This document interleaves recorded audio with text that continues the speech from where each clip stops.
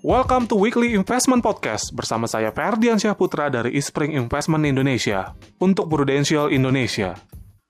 Sejak tahun lalu, Bank Indonesia telah mengambil kebijakan untuk menurunkan suku bunga secara bertahap sebagai respon dari Bank Sentral selaku penguasa kebijakan moneter untuk turut menjaga momentum perekonomian.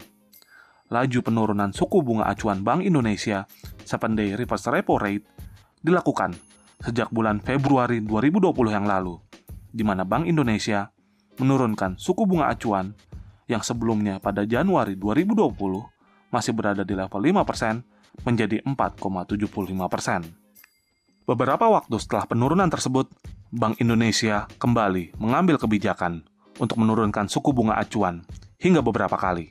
Pada Mei 2021, Bank Indonesia menjaga suku bunga acuan berada di level 3,5%. Penurunan suku bunga acuan ini telah mendorong suku bunga kredit perbankan terus menurun, walaupun masih terbatas, di mana suku bunga dasar kredit perbankan telah menurun sebesar 174 basis poin dibandingkan tahun yang lalu, menjadi 8,9% pada Maret 2021. Dalam paparannya lebih lanjut, Bank Indonesia memutuskan untuk menjaga suku bunga acuan di level 3,5% tersebut dilatar belakangi dengan perakiraan inflasi yang tetap rendah, serta upaya untuk menjaga stabilitas nilai tukar rupiah dan mempercepat upaya pemulihan ekonomi yang terdampak COVID-19. Bank Indonesia juga tetap mengambil beberapa kebijakan yang masih konsisten dijalankan untuk membantu perbaikan ekonomi nasional.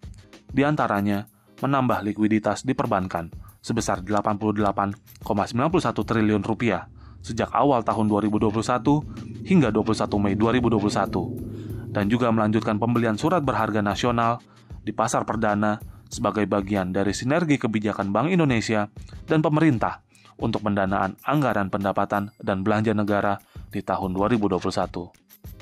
Di samping itu, Bank Indonesia juga menunjukkan optimismenya bahwa pada kuartal 2 2021 ini, ekonomi Indonesia akan membaik, yang ditunjukkan oleh berbagai sektor, di antaranya ekspektasi konsumen, penjualan eceran, industri manufaktur, serta realisasi ekspor dan impor yang tetap meningkat.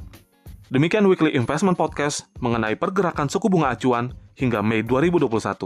Semoga bermanfaat dan salam investasi.